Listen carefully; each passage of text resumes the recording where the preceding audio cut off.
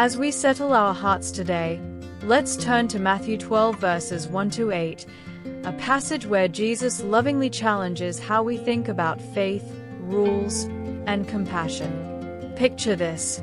Jesus and his disciples are walking through a field, and the disciples, hungry from their journey, begin picking heads of grain to eat. It's the Sabbath, and the Pharisees, always quick to criticize, accuse them of breaking the law. In that moment, Jesus doesn't lash out. He gently points back to Scripture, reminding them of how David, when he was hungry, ate the consecrated bread, something technically unlawful, yet not condemned. Why? Because human need, in God's eyes, carries great weight. Jesus then speaks of the priests who work in the temple on the Sabbath yet are considered blameless. And then he says something that stops us in our tracks. I tell you, something greater than the temple is here. That something, of course, is Jesus himself, the Lord of the Sabbath. This moment reveals so much about God's heart. The Pharisees clung tightly to tradition and outward obedience, but Jesus turns their attention to what truly matters: mercy. I desire mercy, not sacrifice. What does that mean for us today? It means that God is more concerned with the posture of our hearts than our perfect performance.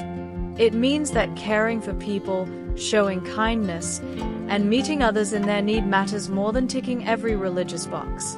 We can so easily become like the Pharisees, quick to judge others for how they live, worship, or struggle, while missing the heart of the gospel, love and mercy.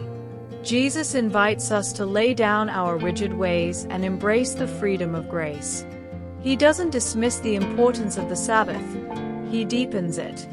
The Sabbath isn't just about resting from work, it's about resting in Him, in the one who gives our souls true peace. So when we look at someone in need, are we seeing them through a lens of rules, or through the eyes of compassion? Are we more interested in being right, or in being kind? This passage challenges us to slow down, to reflect, and to remember that mercy is the language of heaven. Maybe today, you're burdened by expectations, your own or those placed on you by others. Maybe you feel like you're constantly falling short. Take comfort in this: Jesus is not keeping score.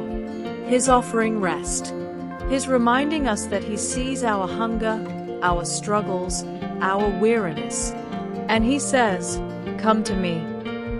As Lord of the Sabbath, He calls us not to a life of legalism, but to a life of love, where mercy reigns and hearts are healed. Let's close with this. May we be people who know the Word, yes, but even more, people who live its heart. May we learn to loosen our grip on perfection and cling instead to grace. And may we, like Jesus, learn to love mercy, not just in thought, but in action. For in doing so, we draw closer to the one who is greater than the temple, greater than the law, and full of compassion for every weary soul.